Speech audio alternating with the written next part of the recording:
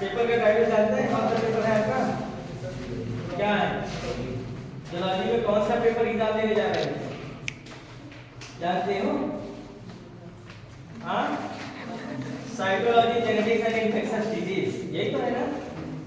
लेकिन ये तो सिलेबस में है नहीं, प्राय बनाए हैं। तो प्राय के विषय में तो आप क्या पढ़ेंगे? किस क्लास में आता है ये? प्राय का क्लास क्या है? नहीं पता। अच्छा ये बताइए, what is the meaning of the genetics? कोई एक बच्चा जेनेटिक्स का डेफिनेशन एप्रोप्रिएट बताएगा कि जेनेटिक्स कहते किसको? बताओ, what is the meaning of the genetics? कोई स्टूडेंट बताओ, फुल नंबर देंगे। बताओ बताओ भाई, कोई बताओ, कोई वाला बोले। अच्छा, जेनेटिक्स के पिता कौन कहलाते हैं? फादर ऑफ जेनेटिक्स किसको कहते हैं? मेंडल को। और जेनेटिक्स शब्द किसने दिया? जेनेटिक्स शब्द ग्रेगर जैन मेंडल नहीं दिया। हाँ, किसने दिया? विलियम पीटरसन के नाम से, विलियम पीटरसन साहब ने दिया। और जेनेटिक्स कहते किसको, ये समझो, branch of the biology which deals with the study of the heredity and variation, अर्थात जिसमें हम हेरिडिटी और वेरिएशन को पढ़ते हैं उसको जेनेटिक्स कहते हैं। अर्थात कोई भी बच्चा किसको पढ़ता है? अपने माता पिता को पढ़ता है ना। तो जो अपने माता पिता को पढ़ रहा है, रिजेंबल कर रहा है, वो एक कैरेक्टर ट्रांसफर हो गया है जीन के माध्यम से। तो जो वो बिल्कुल उनके जैसा दिख रहा है, it is the type of the heredity.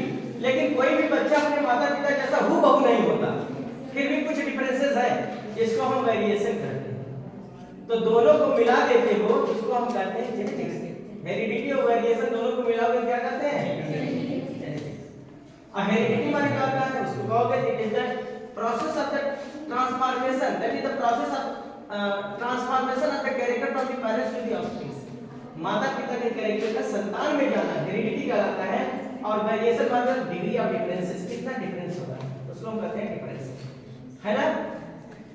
तो अच्छा ये बताओ, सेल पढ़े? सेल साइटोलॉजी है। अब बेसिक सा चीज है, सेल किसको कहते हैं? What is the meaning of the cell? अब तो भाई बताओ, प्रोजेक्ट बनाया तुमने, क्या बनाया? फाइल लिखा, फाइल लिखा। डीएनए, बहुत सही। अब बताओ डीएनए किसको कहते हैं? डीएनए किसको कहते हैं? Deoxyribonucleic acid. तो ये क्या है? एक प्रकार का न्यूक्लिक एसिड है ना? न्यूक्लिक एसिड क्या होता है? अच्छा ये बताओ, हम लोग प्लांट खा ले, मतलब अगर मानो पालक खा रहे हो, तो पालक के अंदर डीएनए खा रहे हो कि नहीं खा रहे हो? उसमें डीएनए होता है कि नहीं होता? होता है। अच्छा, तो उसके डीएनए को हम लोग खा सकते हैं ना? तो डीएनए का पाचन करने के लिए कौन सा एंजाइम हमारी बॉडी के अंदर पाया जाता है? कोई ऐसा एंजाइम होगा जो डीएनए को डाइजेस्ट कर देगा। हाँ, क्या होता है? न्यूक्लियस। क्योंकि ये न्यूक्लिक एसिड को डिसॉल्व करने के लिए न्यूक्लियस पाया जाता है, जो न्यूक्लिक एसिड को डिसॉल्व, क्योंकि DNA is a type of the nucleic acid. ये डिसॉल्व होगा, ये पचेगा तो न्यूक्लियस के द्वारा, है ना? ठीक, तो सेल बताए। ये देखो डीएनए का डबल स्ट्रैंड मॉडल बनाया, किसने दिया था इसे? वाटसन ने क्रिक ने दिया। वाटसन ने क्रिक ने एक चीज और दिया था, उसका नाम था central dogma. What is the meaning of the central dogma? कोई बच्चा बताए सेंट्रल डोग्मा किसे कहते हैं? क्या बनाया? क्या नाम है? क्या लिखा? फूड चेन बनाया है। हाँ, फूड चेन बनाया है। सर डीएनए से हाँ,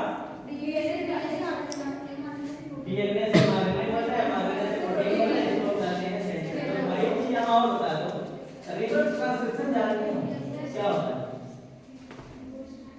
रिवर्स ट्रांसक्रिप्शन किसको कहते हैं?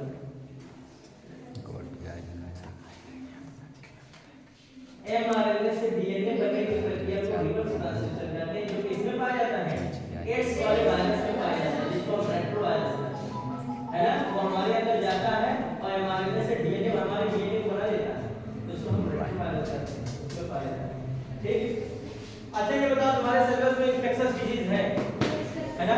इन्फेक्शियस डिजीज माने जानते हो ऐसी कौन सी बीमारियां होती है जो कंटामिनेट होती है एक से दूसरे में?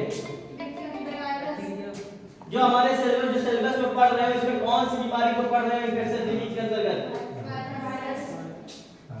तुम्हारे सिलेबस में क्या है जानते हो? ट्रिपैनोसोमा पढ़ी हो ना? ट्रिपैनोसोमा है, जियार्डिया है, बुचेरिया बैंक्रॉफ्टी है।